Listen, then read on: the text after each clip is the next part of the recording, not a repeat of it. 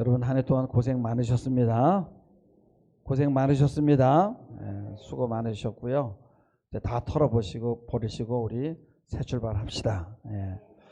자, 문명이 진보하고 또 과학이 발달했지만 미래에 대한 불확실성과 불안의 강도는 날로 더 심해집니다. 눈만 뜨면 또 어떤 일이 일어날지 요즘은 참 아침이 두렵습니다.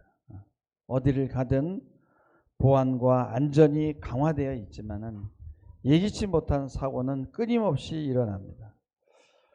아파트 단지든 별장이든 입구부터 경비원이 지키고 있고 어디를 들어가든 겹겹이 보안키가 있어서 비번을 모르면 접근할 수가 없습니다. 접촉벽이 점점 높아져요. 그만큼 이 세상이 불안하다는 이야기입니다.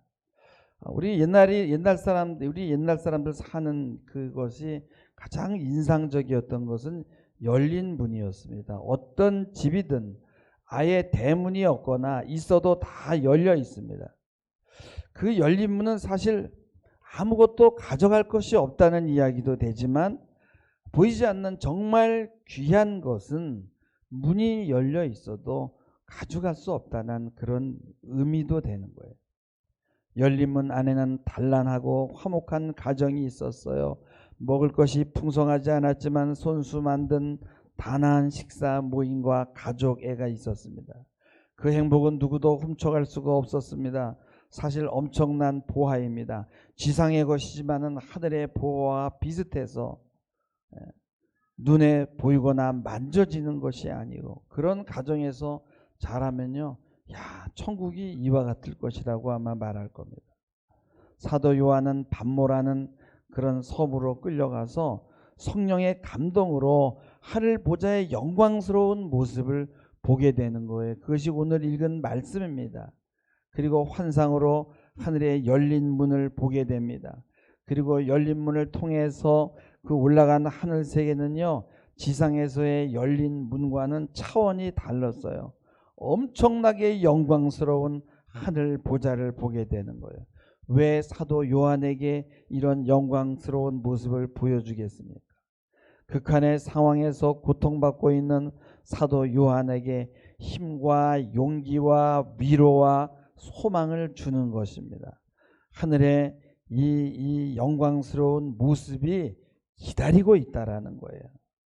이 모습을 보여주는 것은 빨리 땅의 이 삶을 접고 하늘로 올라오라는 이야기가 아니에요. 미래의 그리스도인들을 지금 이렇게 기다리고 있으니 땅의 삶이 고통스럽고 힘들어도 치열하게 잘 싸우고 이겨내라는 것입니다. 당당하게 대지에 발을 굳게 딛고 모든 역경을 이겨내라는 것입니다. 그러기 위해서는 사도 요한처럼 하늘문을 통해서 하늘의 영광을 바라보는 그런 위로가 있어야 되거든요. 그러나 어떻게 합니까? 하나님의 말씀을 통해서입니다. 말씀을 붙들고 하늘의 영광, 약속의 소망을 붙드시기를 축원합니다. 우리가 당한 고난은 인내로 잘 견디어내면서 다듬어가는 거예요. 오늘 2절 말씀에 보면은 내가 곧 성령의 감동이 되었더니 그래요. 보라 하늘의 보좌를 베풀었고 그 보좌 위에 앉으신 이가 있다라고 말합니다. 사도 요한이 성령의 감동이 된 것은요, 그것은 그 장소가 기도원이 아니라 노역장입니다. 강제 노동을 하는 광산이었어요. 그가 처한 환경을 견디면서 강제 노역을 하는 가운데 성령의 감동을 받은 것입니다. 사도 요한은 계시록 1장 9절에 보면은 하나님의 말씀과 예수를 증언하였으므로 말미암아 반모 섬에 있었다라고 말합니다. 거기서 열린 문을 보고 이리 올라오라는 음성을 듣게 되는 거예요. 그리고 이후에 마땅히 될 일을 하나님께서 보여주신다라고 말씀합니다. 그것은 이 땅에서 일어날 끔찍한 재난들이에요. 하지만 그 일들을 보고 놀라지 말라는 거예요. 마땅히 일어날 일이라는 거예요. 전쟁과 기근과 여러 가지 사고가 일어나는 거예요. 그러나 주님과 함께 견디고 이겨내야 되는 삶의 현장이라고 말씀하는 것입니다. 사실 사도 요한은 궁금한 게 많았어요. 왜 의인이 이 땅에서 고난받는지, 왜 이 사회가 이렇게 부조리한지, 왜 이렇게 사랑하는 것이 그렇게 어려운지, 왜 힘과 권력을 가진 자들이 죄 없는 백성들을 억압하고 착취하는지, 왜 기독교인들이 죄 없이 억울하게 순교를 당해야 되는지, 왜 자신은 복음을 증거하다가 반모라는 섬의 광산에 끌려와서 중노동을 해야 하는지, 주님은 언제 오셔서 이 모든 것을 바로 잡아주실 건지, 정말 주님이 오시는 것이 맞는가, 주의 재림을 믿어도 되는가. 근데 여러분, 이 모든 것들은 사실 궁극적인 것이에요. 하나님은 그래서 열린 문을 통해서 이 궁극적인 것을 보여주셔야 됐던 거예요. 보좌 앞에서는 천군 천사들이 찬양하는 모습이 보여집니다. 사실 저도 우리 교회 성도들 고통받고 있는 모습을 너무나 많이 봅니다. 볼 때마다 믿음으로 잘 견뎌내야 될 텐데, 걱정 반 기도 반으로 그렇게 저도 견뎌냅니다. 그 견딜 힘이 어디서 옵니까? 우리의 힘으로는 이겨낼 수 없어요. 은혜가 아니면은 이겨낼 수 없습니다. 우리는 하늘 보좌를 봐야 됩니다. 문제는 어떻게 보느냐? 환상으로 보나요? 모든 계시는 끝났습니다. 요한 계시록으로 인해서 모든 말씀 계시는 끝났어요. 그래서 이제는 하나님의 말씀을 통해서 봐야 돼요. 하나님은 더 이상 특별 계시를 통해서 개인에게 말씀하지 않아요. 하나님은 이미 다 기록해 놓았어요. 사도 요한이 본 것을 통해서 여러분 하나님의 나라를 보시기 바랍니다. 요즘 한국은요 무속공화국이라고 해요. 이 정치판에 있는 사람들은 모두 다 무속인을 찾아다닙니다. 왜 그래요?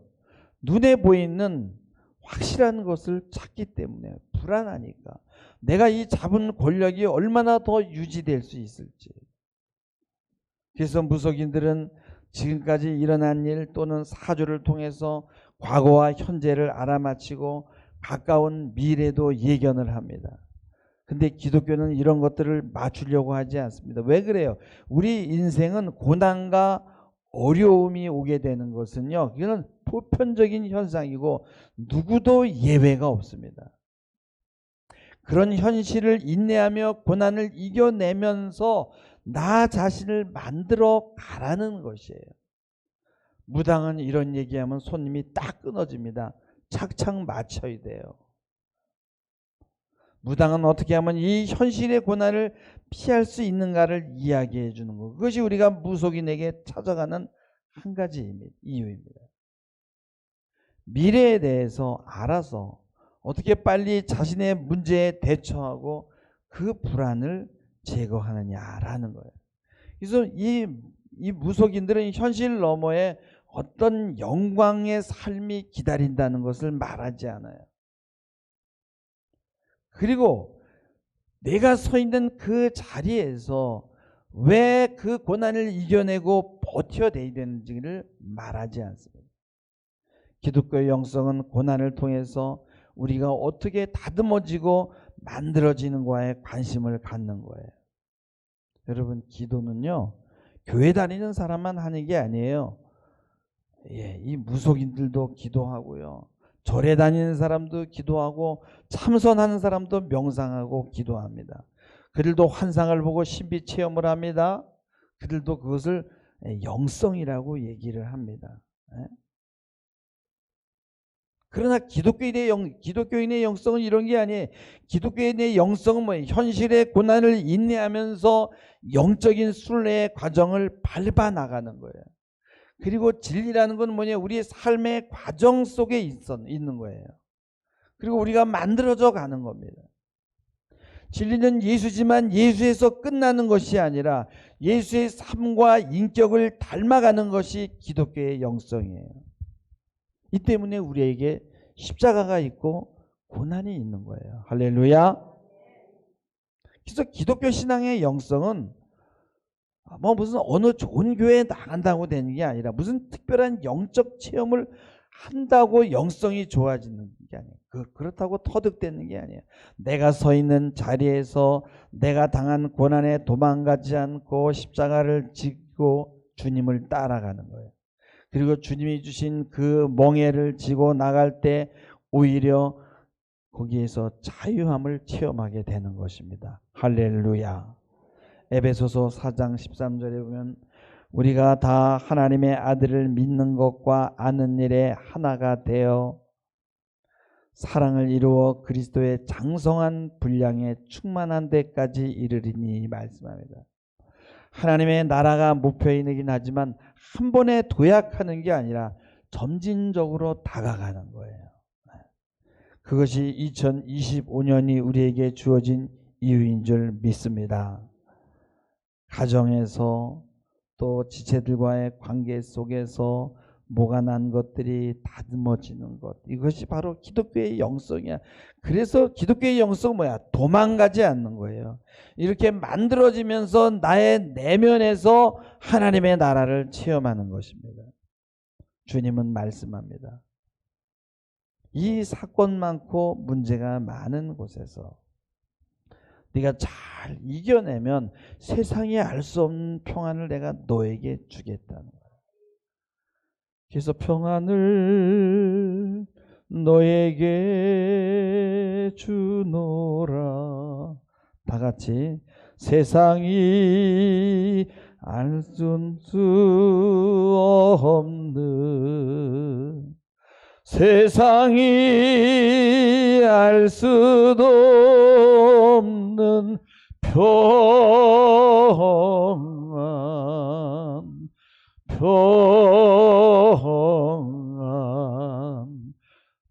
평안을 내게 주노라. 그러니까 우리가 연단을 잘 받을 때에 야, 이런 게 있었어. 이런 게 있었어. 그 존 보넌의 철로 역정을 보면요, 크리스찬이 순례 여정을 갑니다. 근데 이 순례의 길을 가는 사람은요, 어느 한 지점에서 오래 머물지 못해요. 그저 하룻밤, 뭐 이틀, 나그네예요. 그리고 또 길을 떠납니다. 그래서 이 세상 나그네 길은 뭐예요? 지나는 순례자야. 잠깐 머물다가 바로 또 길을 떠나야 돼요. 그것이 바로 우리의 삶입니다. 그리고 뭐예요? 계속 길을 가는 거예요. 어떤 길을 가느냐? 내가 만들어지는 길을 가는 거예요. 그것 때문에 나에게 2025년이 허락되어 있고 내 생명이 연장되어 있는 거예요. 그 철로역정에 보면은요, 남편이요, 먼저 순례의 길을 가서 하나님 나라에 입성했다는 소식을 듣고 그 부인이 남편을 안 따라가다가 이제 부인이 순례의 여정을 떠나요. 그녀는 떠나면서 이런 노래를 부릅니다. 순례자가 되기 시작한 이 날이야말로 고맙구나. 이곳까지 나를 지내게 하신 그분이 고마우셔라. 영원히 살고자 하는 것은 때를 거쳐서 나중에 된 일. 지금은 달린다. 힘을 다하여. 늦었지만 하지 않음보다 낫다. 사람들이 말하는 것처럼 처음에 끝을 보면서 가는 대로 기쁨으로 눈물은 바뀌고 신앙으로 공포는 바뀐다. 그러면서 이 부인의 이름은 크리스티아나야. 그래서 그 여자 크리스찬이죠. 그래서 자녀들을 데리고 길을 떠납니다. 여러분, 이 땅의 돈과 권력과 힘들은 기독교의 영성과 거리가 먼 거예요. 예수님은 마태복음 6장 34절에 말합니다. 그러므로 너희는 내일 일을 염려하지 말라. 내일 일은 내일 염려할 것이요 한날의 괴로움은 그날의 족하니라. 여러분, 제가 만일 연봉이 수십억이 되고 제가 몇 억짜리 차를 타고 다니고 뭐 그냥 진짜 화려한 그런 펜트하우스에 살면서 제가 여러분에게 기독교의 영성을 얘기한다면 여러분 웃지 않겠어요? 지나가는 개가 웃을 것입니다. 영성은 뭐예요? 낮은 데 있고 가난한 것에 있고 고난 가운데서 오는 거예요. 오늘 사도 요한처럼 사도 요한은 고난 가운데 복음을 증거하는 가운데에 그 광산에서 노동 가운데에 성령의 감동이 온 거예요. 성령의 감동은 완전한 상태, 부족한 것이 없는 상태에서 오는 것이 아니라는 것입니다. 사도 요한은 극한 고난 가운데서 성령의 감동이 있었다는 거예요. 그리고 거기서 하늘 문이 열린 것을 보았고 그 문을 통해서 하늘 보좌를 볼 수 있었던 거예요. 어려운 가운데 끝까지 믿음을 지켜낼 때 그때 하늘에 열린 문을 보게 되는 거예요. 그때 말씀이 들려옵니다. 이리로 올라와라. 사도 요한이 본 보좌 주위에는 24개의 보좌가 있고 24 장로들이 흰옷을 입고 머리에 금관을 쓰고 앉아 있습니다. 오늘 말씀 6절에 보면은 보좌 앞에 수정과 같은 유리 바다가 있고 보좌 가운데와 보좌 주위에 4 생물이 있는데 앞뒤에 눈들이 가득하다는 거예요. 그 생물들은 사자와 송아지와 사람 얼굴과 독수리 같은 생물인데 모든 피조계의 대표들입니다. 사자, 송아지, 인간, 독수리. 이들은 하나님을 찬양하는데 날개가 6이거든요. 근데 날개 주위에는요 눈이 가득한 거예요. 앞뒤로. 왜 이런 광경을 보여줍니까? 그 앞에 숨길 것이 아무것도 없다는 거예요. 모든 피조물이 다 보고 있어요. 모든 피조물이 다 증인이에요. 그 많은 눈들이 나를 보는 거예요. 그리고 이것은 열린 문이지만은 돈으로, 힘으로, 권력으로, 명예로 들어갈 수 없는 곳이에요. 그리스도인을 핍박하는 가장 권력이 큰 로마 황제도 이 문을 들어올 수 없는 거예요. 오직 예수 그리스도의 은혜로만 들어갈 수 있는 문인 줄 믿습니다. 그래서 너희들은 의연하게 살아라. 너희에게 이런 영광의 약속이 기다리고 있다는 거예요. 당시 세상의 중심은 로마입니다. 전 세계를 좌지우지했던 그 로마 황제는 세상의 중심이었어요. 그러나 세상의 중심은 바로 하늘 보좌라고 말씀합니다. 신앙이라는 건 그 중심의 축을 어디에 두느냐의 싸움이에요. 그래서 시편 73편 17절에 보면은 내가 성소에 들어가서야 이래 결국을 깨달았다라고 고백합니다. 이 땅은 하나님의 발등상이고 이 우주가 곧 하나님의 보좌인 줄 믿습니다. 오늘 말씀 10절에 보면은 24 장로들이 보좌에 앉으신 이 앞에 엎드려 세세토록 살아계신 이에게 경배하고 자기의 면류관을 보좌 앞에 드립니다. 이 면류관은 영광의 상징이거든요. 여러분, 하나님의 보좌 앞에 이 면류관이라는 것은 아무 의미가 없어요. 그냥 하나님 앞에 그냥 있는 것만으로도 감사할 뿐이에요. 우리가 그것을 위해서 이 땅에서 지금 연단을 받고 있습니다. 여러분 힘들지요? 제가 다 압니다. 제가 알 수 없는 말 못한 어려움 다 있는 거 압니다. 그러나 여러분 고난 가운데 인내하는 가운데 여러분의 눈이 열리고 귀가 열릴 줄 믿습니다. 고난 가운데 순례의 길을 포기하지 않는 가운데 모든 것이 보이고 깨달아지는 거예요. 신앙은 싸우면서 가는 좁은 길이라는 거예요. 힘들지만 견뎌내야 된다는 거예요. 여기 보면 쉬운 일, 이 길이 쉬운 것 같아 하고 그리로 도망가면 안 된다는 거예요. 내가 서 있는 그 자리에서 주님이 주신 멍에를 메고 인내로 견뎌내야 된다는 거예요. 2025년 끝에 가서 하나님, 제가 또 이렇게 한 걸음 성장했습니다. 내가 2025년을 이런 은혜로 살았습니다. 나의 눈이 이만큼 열렸습니다. 나의 귀가 이렇게 열려서 이제는 하나님의 음성이 들립니다. 이제는 하나님의 말씀이 깨달아집니다. 이렇게 고백하는 2025년의 삶을 살아내시기를 주님의 이름으로 축원합니다. 기도하시겠습니다. 주님, 내 삶의 중심이 하늘 보좌에 있음을 고백합니다. 이 땅에서 고난 가운데 도망가지 않게 하옵시고 하늘 보좌를 보게 하시고 주님의 음성을 들을 수 있는 영성을 주시옵소서. 그러한 영성은 내가 서 있는 그 자리, 고난의 자리에서 오는 것입니다. 2025년 이것을 위해서 우리를 이 땅에 두셨사오니 잘 견디고 감당하게 하옵시고 우리 앞에 놓여진 장애를 믿음을 향한 정진의 도구로 사용하게 하옵소서. 감사하며 예수님의 이름으로 기도하옵나이다. 아멘.